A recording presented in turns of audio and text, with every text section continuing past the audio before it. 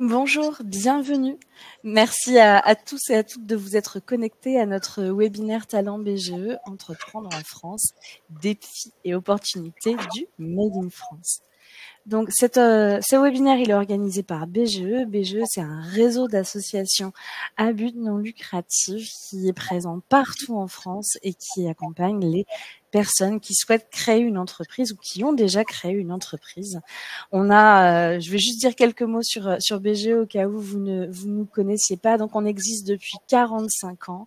On souhaite que l'entrepreneuriat soit accessible à tous. On travaille avec tous les profils et on se rend compte que quels que soient les profils, on a les mêmes résultats.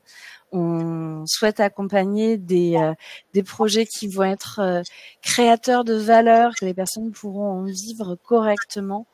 On essaye également de faire de notre mieux pour rendre les chefs d'entreprise autonomes en leur donnant toutes les compétences dont ils auront besoin pour prendre les bonnes décisions pour la gestion de leur entreprise. Et on propose des parcours qui sont vraiment adaptés à chaque personne. Je vais vous mettre un petit mot dans le chat. Je vois déjà beaucoup de monde qui nous dit bonjour. Merci. Donc, n'hésitez pas à utiliser cet espace. Il est fait pour vous. En revanche, vous allez voir, vous avez un petit onglet questions. Donc, si vous avez des questions, n'hésitez pas à aller les y poser. Et surtout, lisez les questions qui sont déjà posées pour voir s'il n'y a pas déjà quelqu'un qui a eu la même idée. Et donc, dans ce cas-là, votez pour les questions qui vous semblent pertinentes, pour lesquelles vous souhaitez avoir la réponse. Nous, en fin de webinaire, on s'est réservé un petit moment de manière à répondre aux questions et on les prendra par ordre de pertinence de vote. Donc, voilà comment fonctionne ce petit onglet questions.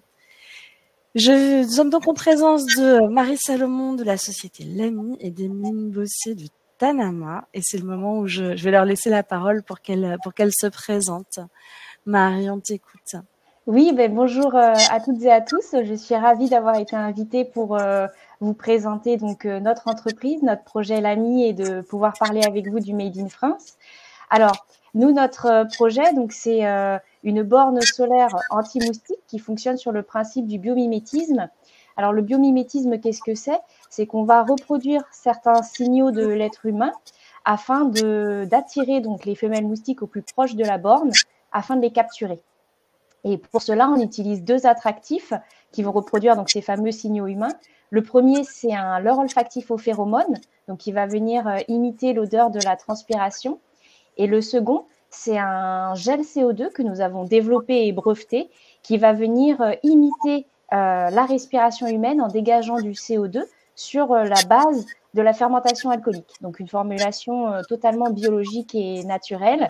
Voilà, l'entreprise, elle a été créée suite à un article qui a été publié dans un média national qui a généré plus de 14 000 téléchargements de notre notice de construction que nous mettons en open source pour permettre aux bricoleurs de reproduire la borne par eux-mêmes s'ils le souhaitent. Et on a reçu 400 précommandes. Voilà. Et ces 400 précommandes nous ont permis donc de générer une trésorerie, de payer nos fournisseurs et donc de fabriquer en France. Donc là, en 2025, nous rentrons dans notre 3e année. Voilà, et donc nous sommes ravis. Superbe. Merci beaucoup, Marie. On va passer la parole à Emeline. Merci, bonjour à tous. Je suis ravie d'être là également, de vous parler du Made in France au travers de Tanama. Donc j'ai créé Tanama il y a 1 an et demi. Je suis designer de formation et avant j'aménageais des espaces pour les entreprises. Et donc forcément pendant le confinement, je me suis rendu compte qu'il y avait un besoin concernant le télétravail pour pouvoir travailler confortablement chez soi, sans douleur. Donc j'ai imaginé ce bureau qui est pensé pour travailler aussi confortablement chez soi qu'en entreprise. On va avoir un grand plateau de travail, une tablette sur le côté pour pouvoir travailler en position debout parce qu'on est trop sédentaire en télétravail et c'est ce qui va générer notamment des arrêts de travail. Et il y a tous les rangements dont on peut avoir besoin, brancher son téléphone, poser son casque, mettre ses classeurs si on en a. On a une plante aussi qui est pour rester en lien avec la nature parce que ça fait du bien au moral. Et en fin de journée aussi, l'intérêt bien sûr de ce bureau, c'est on referme tout. Comme ça, on sépare bien le travail de sa vie personnelle parce que il y a un problème de déconnexion. On est trop connecté en télétravail et ça peut causer des burn-out à cause de la surcharge mentale. Donc Tanama a été créé pour avoir un impact positif sur la santé des travailleurs, mais tout en ayant un moindre impact sur l'environnement. Ça fait partie de mon ADN personnel. Et donc pour ça, j'ai choisi évidemment le Made in France pour pouvoir travailler au plus proche de Troyes, parce que moi je suis basée à Troyes dans l'Aube, et pour pouvoir aussi avoir une meilleure maîtrise des modes de fabrication et savoir comment sont fabriqués le mobilier chez mes fournisseurs. Super, merci beaucoup Emeline. Donc aujourd'hui, on va parler du Made in France, du fabriqué en France. Faire ce choix-là, c'est souvent un choix qui va être lié à des valeurs parce que sincèrement, c'est pas le choix le plus facile à faire en termes de rentabilité parce qu'on trouve des produits sur le marché à très bas prix, produits de l'autre côté de la planète, dans des conditions qui sont souvent plus que discutables. Donc faire le choix de produire en France, c'est un choix qui est engagé, mais surtout qui est engageant en termes de modèle économique. On se rend compte là, si on a une petite étude que je vous partage, qui a été faite par la DGEFP, donc la direction des entreprises, et on a des chiffres qui nous disent que 3/4 des personnes se déclarent prêts à payer plus cher pour un produit qui serait fabriqué en France, que 95% des Français veulent soutenir l'économie nationale et l'industrie nationale, que on préfère pour 87% contribuer au respect de l'environnement et mais malheureusement, en fait, les gens qui ont répondu à cette étude, même si on a vraiment une grande majorité des personnes qui disent qu'ils sont prêtes à payer plus cher, peut-être que dans leur tête, c'est peut-être 1, 2, 5% plus cher, et que finalement, ce positionnement sur le prix, il est vraiment crucial. C'est pour ça que on va revenir un petit peu en détail sur les défis vraiment du Made in France avec Marie et avec Emeline. Qu'est-ce qui vous a motivé à choisir une production française?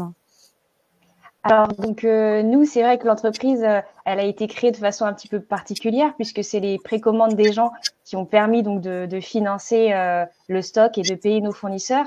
Et donc, c'était un choix, en fait, qui venait aussi de la part des consommateurs qui avaient envie d'avoir un produit responsable et qui a un impact, du coup, environnemental positif. Ensuite, c'était aussi le choix de vouloir s'entourer de partenaires locaux, tout simplement pour avoir des relations de proximité, pour pouvoir suivre la qualité et la fabrication, tout simplement.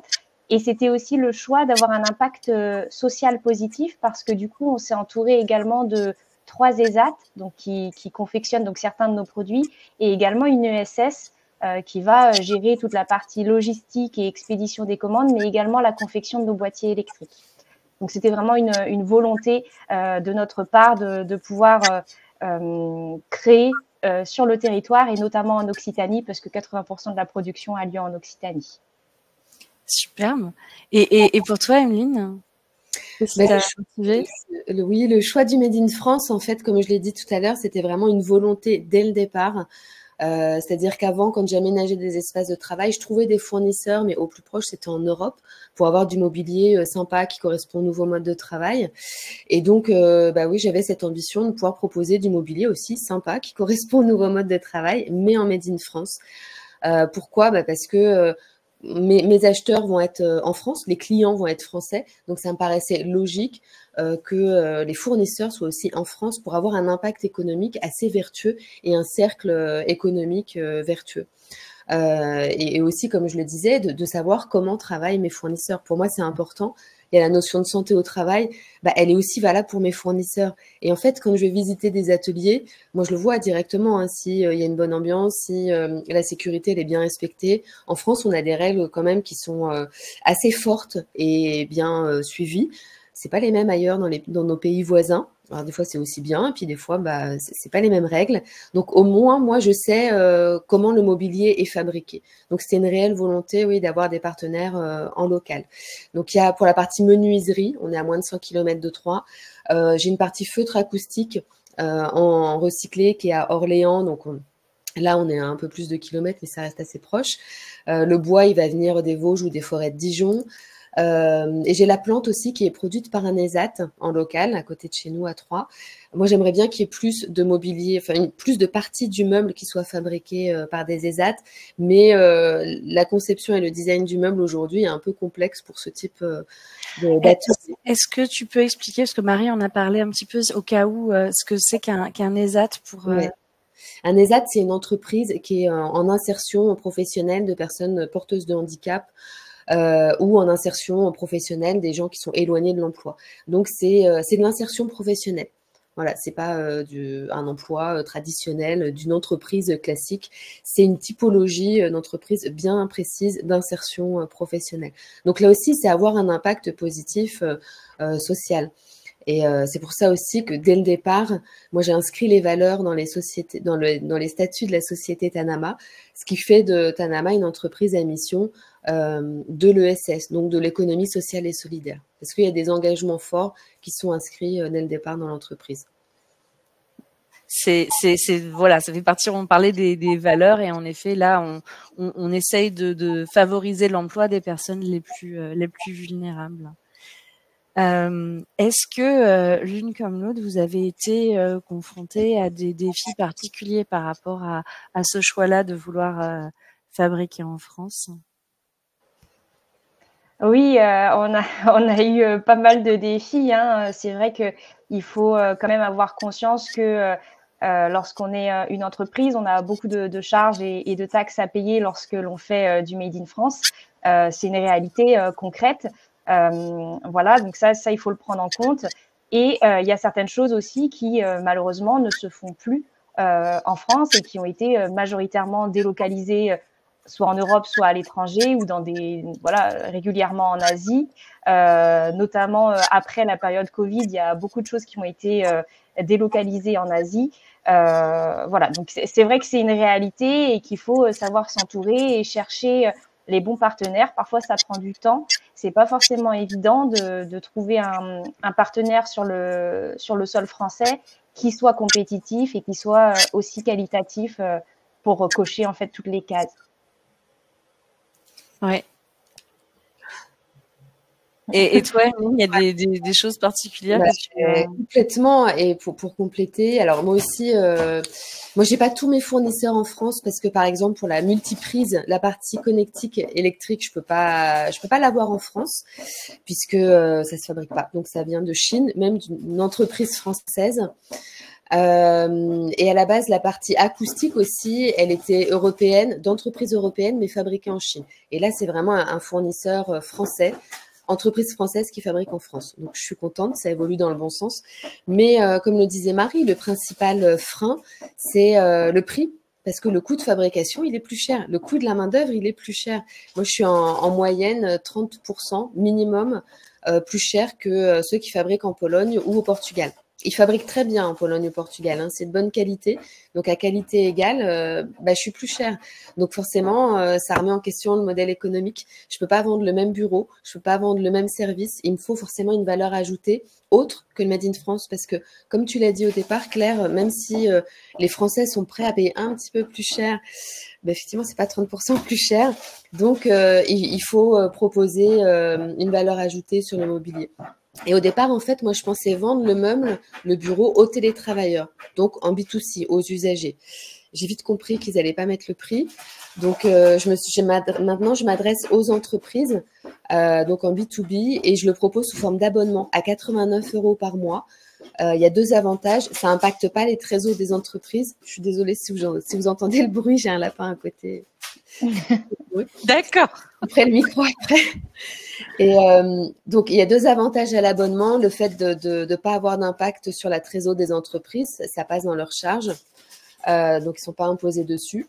Et le deuxième avantage, c'est que moi, je suis en économie circulaire. C'est-à-dire qu'à la fin du contrat, si l'entreprise change leur mode de travail ou leurs besoins évoluent, je peux récupérer le mobilier et le réemployer, soit le replacer dans d'autres entreprises ou le faire évoluer si les besoins ils évoluent.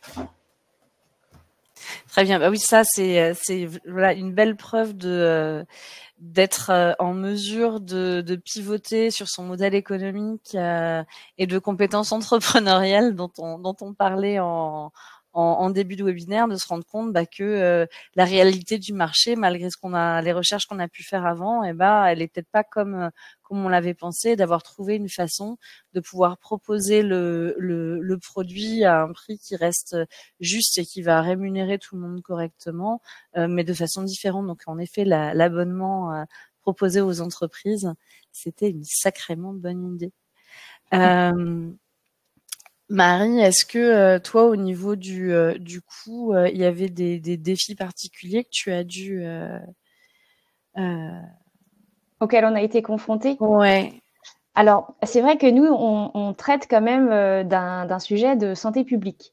Nous, c'était une vraie volonté de pouvoir proposer une solution qui soit accessible à tous. Donc, le coût financier, forcément, intervient dans la balance et a tout son sens. Et c'est pour ça qu'on a mis en open source donc la notice de construction de notre borne et les fichiers sources, donc des différentes pièces qui sont réalisées en impression 3D pour permettre au plus grand nombre de pouvoir s'équiper de façon économique. Si ils ont du petit matériel de bricolage chez eux, ils arrivent à construire une borne et c'est très sympa parce que du coup, ça fait plein de bornes anti-moustiques différentes, mais avec la patte et la personnalité de chaque bricoleur, donc c'est sympa. Et ensuite, en termes de produits donc commercialisés, parce qu'il y avait des gens qui n'étaient pas bricoleurs et qui voulaient un produit prêt à l'emploi, eh bien, on a dû trouver des alternatives. Donc, l'une des alternatives, c'est que nous, nos bornes, elles sont livrées en kit à assembler. Donc, c'est exactement le même principe qu'un meuble Ikea, c'est-à-dire que toutes les pièces vont être dans le carton, donc dans un carton qui est de taille contenue, ce qui nous permet de livrer partout en France en 24-48 heures dans les points Mondial Relais, Relais Pick-up ou à domicile. Et donc ça, forcément, ça nous a permis donc de réduire un petit peu les coûts puisque finalement, la borne va être assemblée par les gens. Voilà. Et ensuite, on vend pour l'instant en 100% en vente directe depuis notre plateforme e-commerce. Et donc, ça nous permet de conserver nos marges fabricants parce que lorsqu'on passe par des revendeurs ou des distributeurs, ben, il faut avoir aussi les capacités de pouvoir encaisser les marges qu'ils prennent parce que parfois, elles sont très conséquentes. Donc, passer par des grandes surfaces de bricolage, ça nécessite quand même derrière d'avoir une trésorerie qui permette d'accepter du coup de déléguer ces marges-là à ces entreprises. Voilà, donc c'est pour ça que pour l'instant, on est 100% en vente directe. Mais voilà, l'entreprise grossit, on est dans notre 3e année et on va s'ouvrir à d'autres distributeurs, revendeurs par la suite. Merci. Au niveau est-ce qu'il y a eu des obstacles particuliers, je pense des logistiques, réglementaires ou financiers par rapport à la création de l'entreprise ou la mise sur le marché des produits? C'est pour moi, Claire, la question, pour nous deux? Oui, toujours. D'accord, ok. Alors, oui, ben, nous, forcément, on a créé l'entreprise, pour la petite anecdote, avec 2 euros. Donc, forcément, on va pas très loin avec 2 euros. Et c'est vraiment la trésorerie, donc les précommandes, qui nous ont permis de payer nos fournisseurs. Donc, la première contrainte financière, c'était que comme on n'était pas soutenu par des organismes bancaires ou par des investisseurs, on était obligé, du coup, de chasser les moindres coûts pour pouvoir répondre aux différents enjeux qui étaient la logistique, les expéditions, etc. Donc, il fallait vraiment avoir une construction du coût qui rentre dans ces cases-là parce qu'on ne pouvait pas se permettre d'être à découvert parce que de toute façon, on n'avait pas de parachute financier. Donc, c'était un vrai challenge. Ça, c'est le challenge financier à la création de l'entreprise, c'était le plus gros, je pense. Comme quoi, c'est quand même possible de créer une entreprise à partir de rien quand on a la volonté, qu'on a le travail et que ça répond à un besoin qu'il y a les clients derrière. Super. Emeline? Oui, alors moi j'ai démarré en faisant une levée bancaire assez classique parce que j'en avais besoin pour avoir le prototypage, pour avoir le prototype, faire un peu de R&D sur la conception. faire des salons pour pouvoir présenter le bureau, parce que c'est comme ça que je le fais connaître surtout auprès des entreprises. Les challenges, c'est le prix. J'en parlais tout à l'heure, mais effectivement, et pour reprendre ce que disait Marie, on a moins de marge que quand on fabrique en France que quand on fait fabriquer à l'étranger. Donc, moi aussi, j'ai mis de côté les distributeurs pour le moment, parce que quand ils demandent... alors, ceux qui sont sympas, ils vont demander 30%, mais même 30% aujourd'hui, je peux pas leur donner. Mais dans l'ameublement, c'est souvent 60-50%. Donc, aujourd'hui, c'est pas possible. Par contre, je vais passer par des prescripteurs. Et là, c'est moins. Je vais leur donner 10% en moyenne. Donc, les prescripteurs, pour moi, ça va être les architectes, les décorateurs qui vont aménager des espaces dans les entreprises, parce qu'il peut aussi s'adapter au flex office, et qui vont aménager des espaces pour les particuliers, les ergonomes aussi. Donc ça, pour moi, c'est le prix, le principal problème, parce qu'en termes de logistique, de transport, même d'installation chez les particuliers, parce que c'est un service que je propose et il est inclus dans l'abonnement, ça j'ai trouvé. J'ai quand même tout trouvé, globalement, en France. Oui, j'imagine aussi que le bois qui sert à construire les bureaux Tanama, ils viennent pas non plus de l'autre bout, ni de la planète, ni du pays. On a ce qu'il faut en France. Et alors, le proto a été fabriqué avec du bois qui vient des forêts de Dijon, mais pour la suite, ça va être plutôt des forêts des Vosges. Enfin, on a tout ce qu'il faut en France. Hein. Là, faut pas trop chercher. Ça coûte plus cher quand même. Mais c'est volontaire, parce qu'aujourd'hui, c'est quand même ce qui est attendu de la part des clients, et on l'a vu dans l'infographie du départ, c'est un peu considéré comme normal, j'ai l'impression maintenant, qu'il faut que ce soit éco-responsable, donc avec des matériaux français. D'autant que le bois, tout le monde sait qu'il y a du bois en France. Donc si je dis qu'il vient d'ailleurs, là, on va me dire, bah non, c'est pas très éco-responsable, quoi. Donc c'est attendu que ce soit éco-responsable, mais c'est pas forcément ce qui va faire acheter. Moi, ce qui fait acheter mon bureau, c'est son design, le fait qu'on va avoir envie de l'avoir chez soi, dans son salon ou sa chambre. Donc la valeur ajoutée, elle est vraiment là, et c'est là où on peut justifier la différence de prix, dans la fonctionnalité et l'esthétique. Mmh. C'est très juste. Et justement, alors on a parlé un petit peu des défis et des difficultés qui sont liées au choix du fabriqué en France. Qu'est-ce que, au contraire, le Made in France a de positif pour attirer vos clients, selon vous? Mais déjà, c'est vrai que comme sur la slide que tu as présentée précédemment, il y a une volonté aujourd'hui de la part des Français de consommer français, ou au moins localement, ou au niveau national. Et je pense que de plus en plus, avec le climat politique qui est un petit peu anxiogène, les gens ont de plus en plus envie de favoriser l'industrie française, et de favoriser les innovations de jeunes entrepreneurs ou de PME voilà, nationales. C'est chouette que vous le ressentiez. Et de ton côté, Emeline aussi? Je le ressens un peu moins fort, mais parce que j'ai pas la même typologie de produit et c'est pas le même budget non plus. Je sais que pour des objets, pour les éléments de la consommation quotidienne, comme des savons, de la confiture, tout ce qui est artisanal et qu'on va consommer, ce qu'on appelle du consommable. Et moi, la première, je vais consommer en local à des gens que je connais, qui sont autour de chez moi dans l'Aube.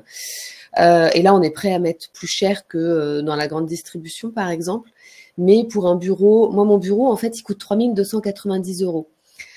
Et en général, les particuliers me disent « Ah ouais, mais moi, je ne mettrai pas plus de 500 €, pas plus de 600 €. C'est déjà un beau budget. Hein. » Donc, ben oui, mais mon bureau, avec les fonctionnalités qu'il a, les rangements, le fait de se fermer, le fait que ce soit mural, la tablette pour travailler debout, bah, c'est de la main-d'œuvre.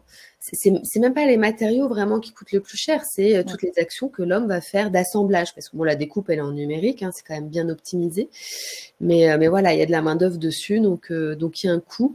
Mais en même temps, moi, je m'inscris dans la consommation éco-responsable, durable. C'est pas un achat qu'on va faire parce que tiens, c'est sympa, ça va être cool dans mon salon.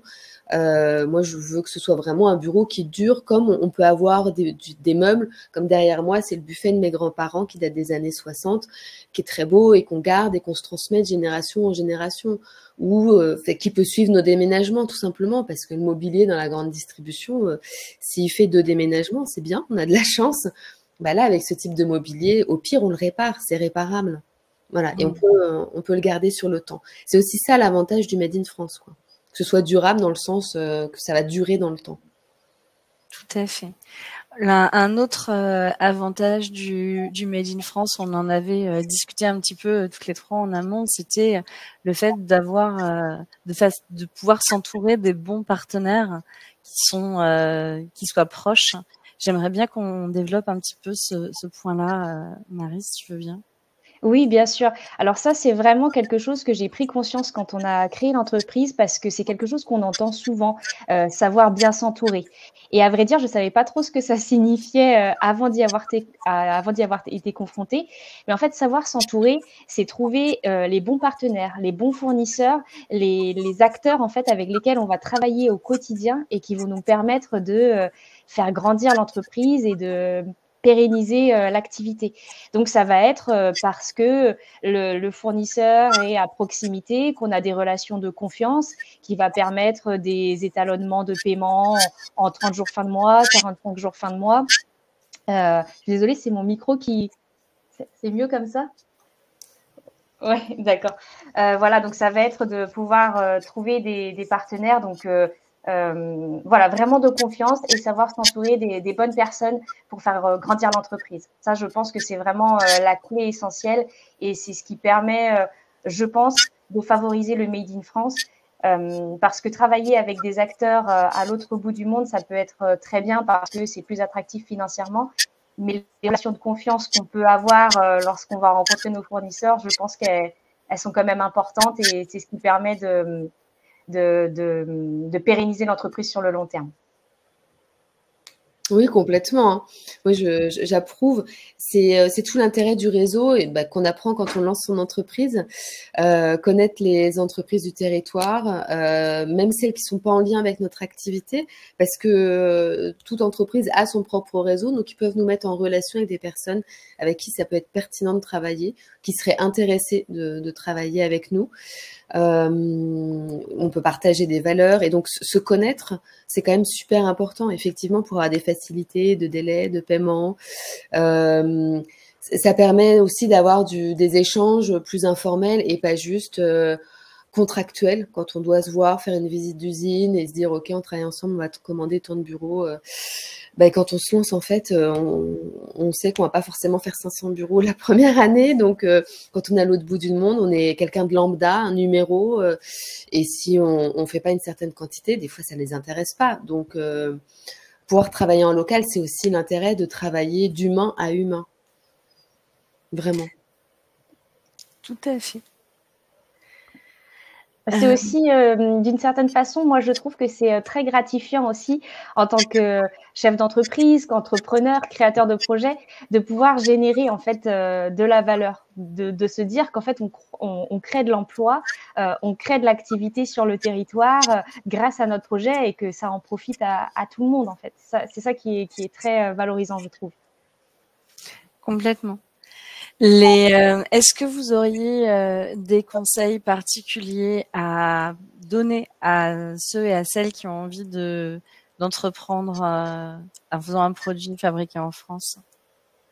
Alors oui, le premier conseil, ça serait de bien anticiper ses coûts de production et de main-d'œuvre, parce que évidemment, ça sera toujours plus cher en France.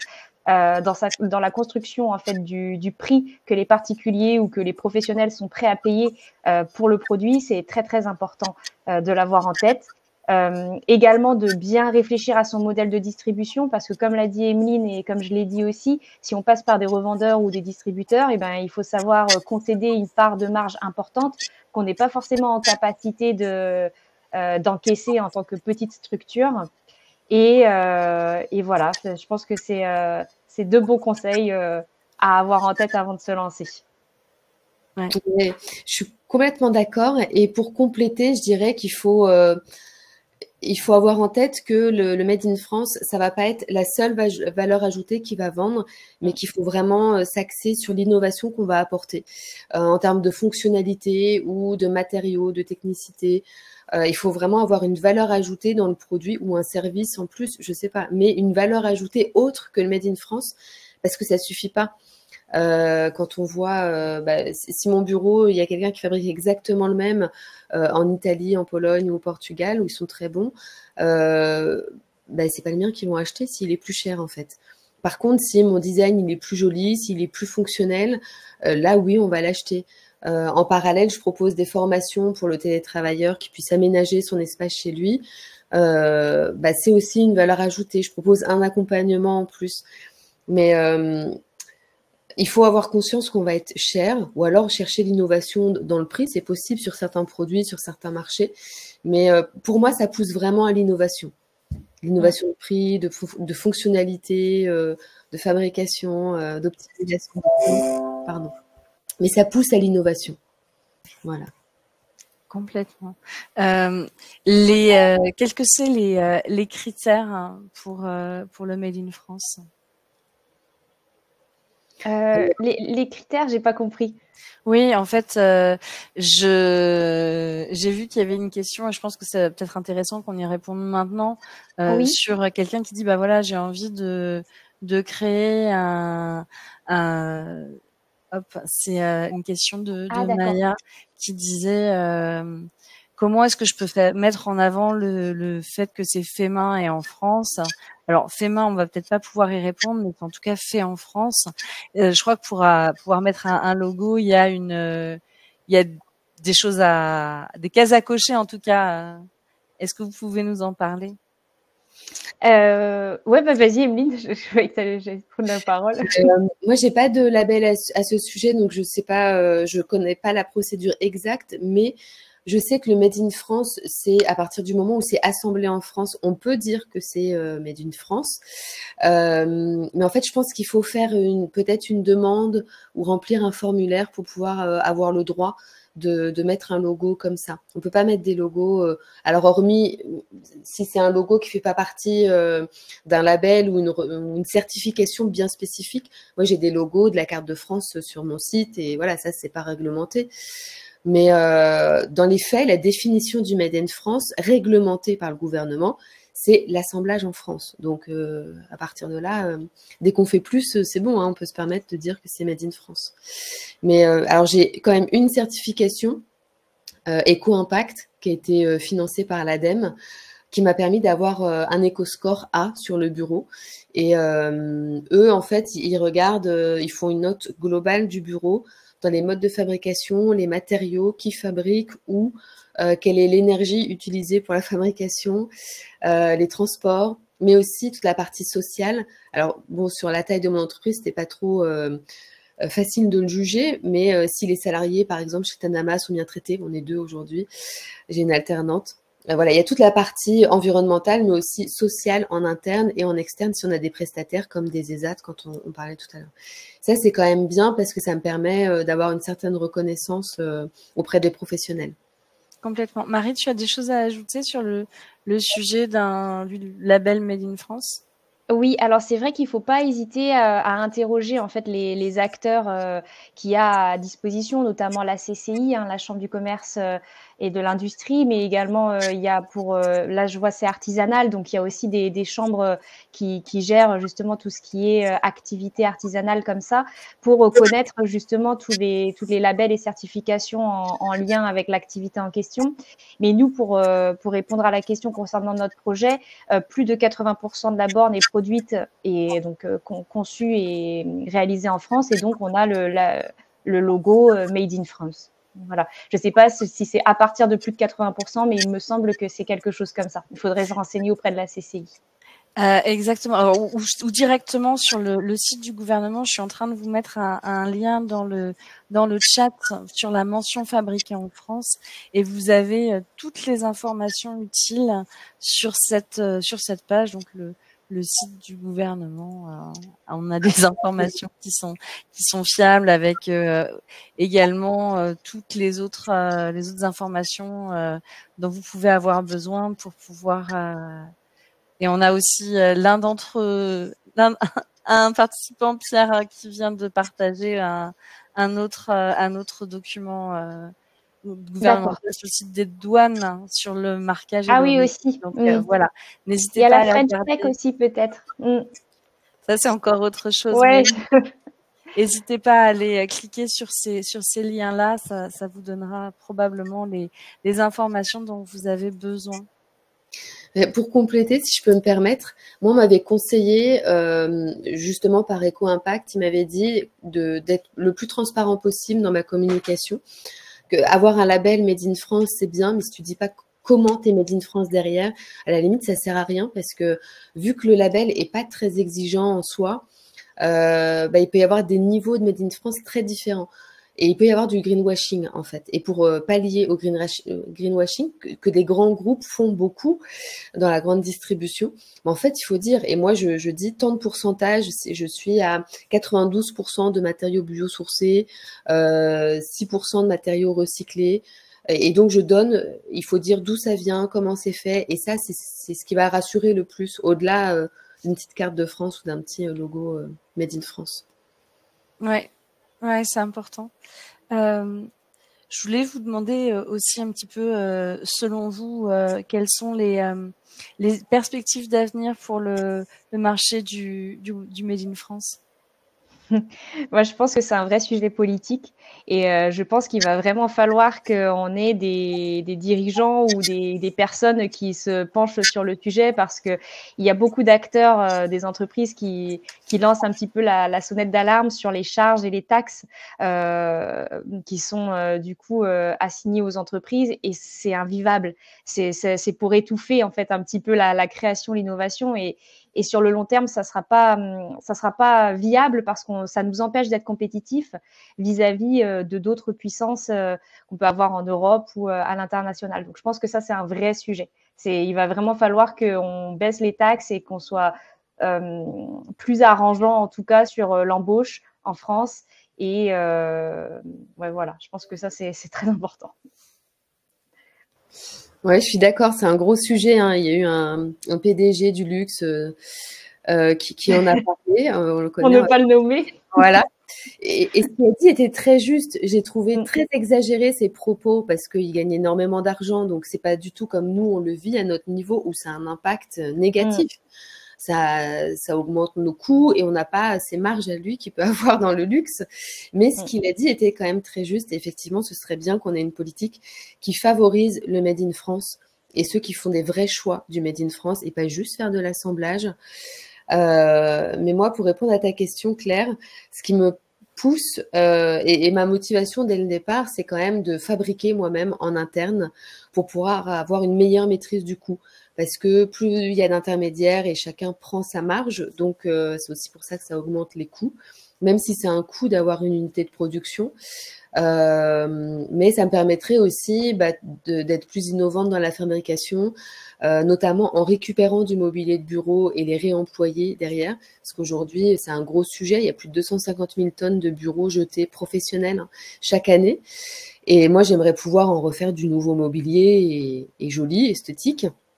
Et ça, j'ai pas encore de fournisseur qui sait faire ça comme je voudrais en France, même ailleurs.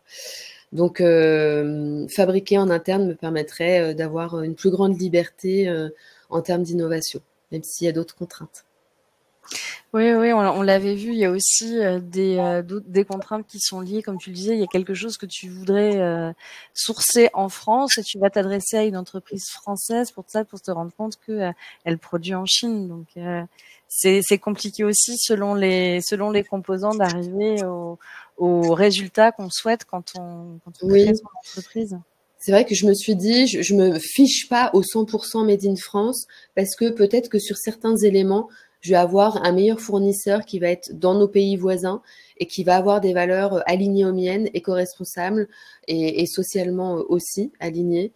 Alors pour le premier bureau, ça va parce que j'ai quand même tous mes fournisseurs quasiment en France, mais je m'étais pas interdite. Si par exemple pour le matériau acoustique, il y avait une entreprise en Allemagne qui était nickel, bah voilà, j'y serais allée.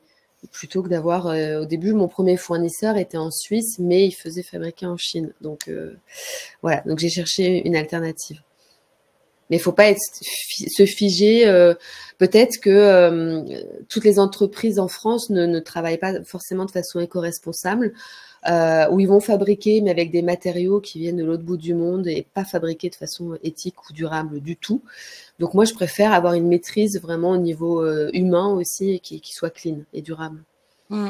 Et c'est un bon conseil de pas s'arc-bouter sur un principe et d'aller plutôt dans l'esprit de ce qu'on souhaite plutôt que en effet sur le made in France pur et dur. Mais après, c'est vrai qu'il y a une vraie réalité aussi industrielle en France, c'est que malheureusement les industriels ne peuvent pas rivaliser avec les industries asiatiques par exemple, et donc tout simplement ils sont plus viables sur le territoire. Ça c'est un fait, il faut aussi en avoir conscience, c'est que ces industriels-là, ils sont soumis aux mêmes charges patronales, sociales, aux mêmes taxes, etc. que la TPE ou la PME, et que malheureusement le coût de la main-d'œuvre en France est trop élevé pour les patrons, et que s'ils veulent garder leur entreprise, ils ont parfois pas forcément d'autre choix que d'aller ailleurs. Et c'est malheureux parce que en discutant avec certains, c'est pas forcément leur choix premier. Donc c'est vraiment la politique en place qui incite entre guillemets à ces dérives-là, et c'est dommage. Ouais, mais d'un autre côté, on a quelqu'un là sur le chat qui faisait remarquer aussi que finalement au niveau droit du travail, on a beaucoup de choses qui sont des avancées aussi, et que ces choses-là, il faut les financer, et forcément ça a un coût. Il y a des choses qui sont là aussi pour aider les entreprises françaises qu'on va pas forcément retrouver ailleurs, et je pense que c'est vraiment une question de place du curseur sur pas mal de choses, entre les contributions qu'on demande aux entreprises, parce que c'est vraiment des contributions pour des progrès ou des avantages sociaux qui vont en découler aussi. Donc c'est des questions qui sont épineuses et délicates. Ouais. Mais Nicolas Dufourcq, le directeur de la BPI, le dit très bien. Le modèle social français repose sur les entreprises, avec les charges qui reposent sur les entreprises. Il faut en avoir conscience. C'est pour ça que malheureusement, il y a de plus en plus d'employeurs qui veulent plus recruter, parce que alors le modèle économique ne serait pas viable. Donc c'est vrai que c'est problématique. Ouais, je pense que ça va être l'heure de répondre aux questions, à moins que vous ayez l'une et l'autre d'autres choses à ajouter où on n'a pas encore eu l'occasion de les dire. Je vous laisse la parole encore. Non, moi c'est bon. On peut passer aux questions. On peut passer aux questions. Ok.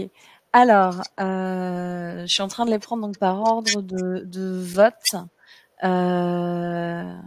Hop, on va regarder la question de Pierre qui dit dans vos domaines respectifs, avez-vous benchmarké la différence de coût entre votre production en France et une production hors de France, Europe, voire au-delà?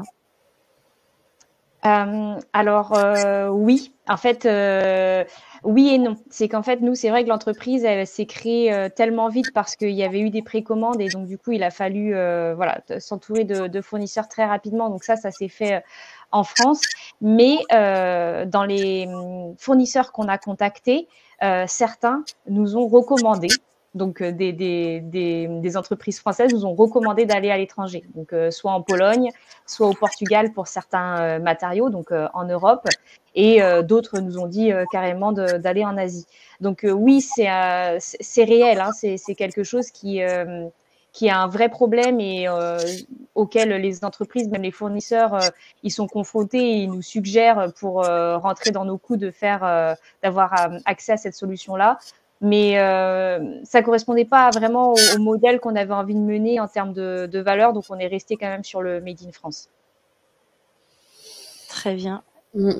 Alors, moi, j'ai pas fait vraiment de demande de devis à l'étranger, mais j'ai pu échanger avec mes confrères et consoeurs et je le vois aussi sur le marché, les produits, à combien ils sont vendus. Donc moi, j'ai en moyenne 30% de différence avec les prix européens, donc la Pologne et le Portugal, qui travaillent très bien et qui sont très réactifs et qui ont très envie de travailler avec les marques françaises. Donc, il faut vraiment avoir de la volonté pour le Made in France, parce que parfois, ça peut être plus facile en fonction des métiers, des matériaux de transformation. Des fois, ça peut être plus facile à l'étranger. Avec la Chine, la différence, elle est de 70%. Donc, c'est énorme.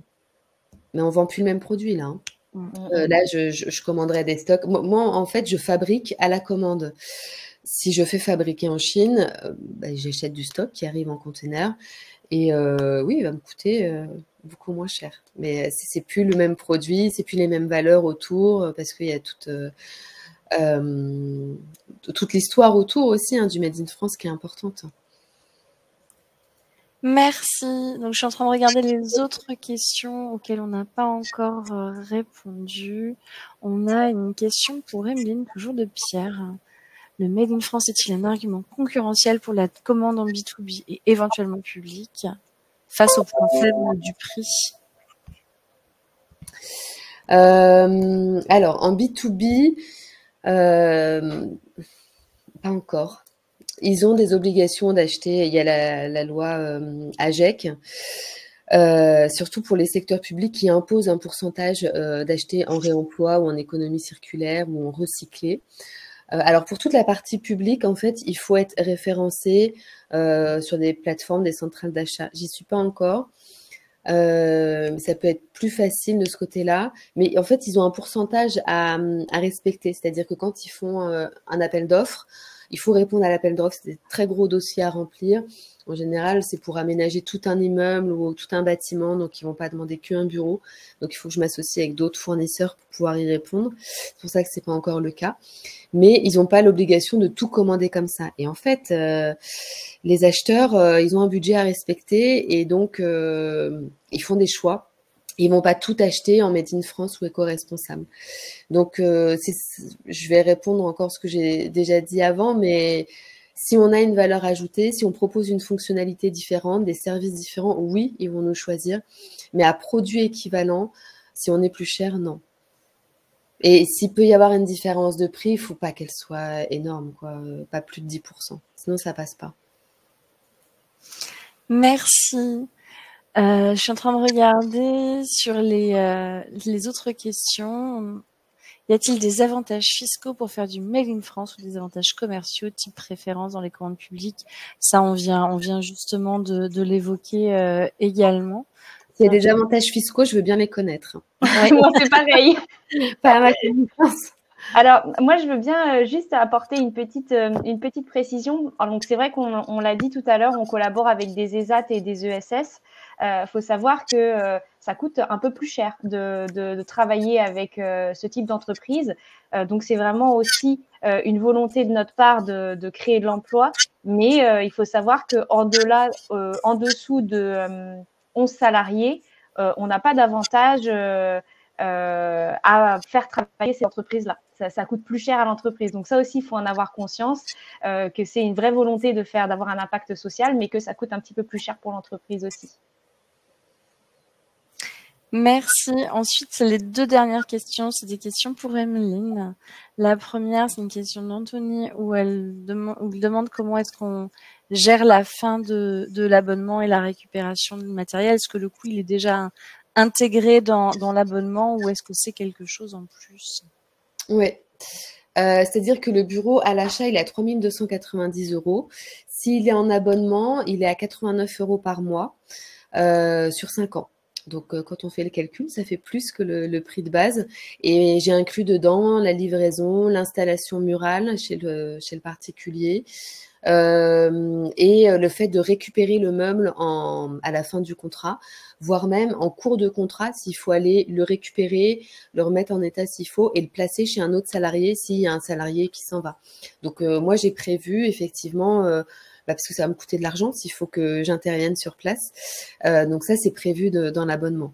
Et surtout pour que ce soit simple pour l'entreprise à gérer. C'est-à-dire qu'il passe commande, il va dire, voilà, c'est pour un tel, il habite telle adresse. Moi, je prends rendez-vous avec lui et mon fournisseur, mon prestataire de livraison et d'installation. Et on va tout gérer, en fait, du début à la fin de l'abonnement pour que ce soit le plus simple possible pour l'entreprise, parce qu'il n'a pas envie de s'en occuper du tout. Très bien. Et la dernière question, c'est une question de Delphine qui dit: l'accompagnement pour bien aménager son bureau est-il inclus dans l'achat du bureau ou est-ce que c'est une prestation payante en plus? Bien. Alors c'est vrai que ça j'ai pas forcément communiqué dessus, mais effectivement quand il y a l'achat du bureau, il y a une mini formation. C'est pas la même formation que je vends qui va durer une journée où il y a des parties pratiques et des temps de cohésion aussi quand ils sont en équipe. Mais évidemment, il y a aussi tous les conseils qui vont avec, parce que même si je suis designer, bah, je sais que le bureau, il suffit pas à tout régler. Il faut savoir faire des pauses régulièrement, penser à changer de position, faire des étirements, ce genre de choses. Et voilà, ça vient en complément du bureau. Ouais. Merci. C'est vrai que ton bureau, en fait, on n'a pas insisté beaucoup dessus, mais il a été conçu aussi en collaboration avec des ergonomes pour éviter tout ce qui est troubles musculo-squelettiques, donc des troubles liés à la position de travail. C'est ça, ouais. Bon, eh ben, écoutez, on vient de répondre à toutes nos questions. Il est 11h50. On a un petit peu d'avance. Mais on va donc vous souhaiter une très bonne journée. Merci à toutes et à tous d'avoir participé. Juste avant de vous dire au revoir, on a un dernier webinaire talent sur les territoires et les réponses aux défis ruraux et aussi Emeline a été en 2024 lauréate d'un concours qui s'appelle 100 000 n'importe quoi, 101 femmes entrepreneuses, dont l'appel à projet est en cours jusqu'au 4 avril. Donc, si vous êtes une femme et que vous avez créé votre entreprise, n'hésitez pas à aller sur le site 101femmesentrepreneuses.fr. C'est même pour les porteuses de projets, celles qui n'ont pas encore créé, et pour celles qui ont créé ou repris une entreprise depuis moins de 3 ans. Et je vous encourage à candidater, c'est un super concours. Il y a une lauréate par département, c'est pour ça que ça fait 101. Voilà. Très bien. Eh bien, écoutez, merci beaucoup à toutes et à tous. Très bonne journée à vous et à bientôt. Le replay du webinaire sera disponible sur notre chaîne YouTube très rapidement. Merci, au revoir. Beaucoup. Bonne journée, au revoir.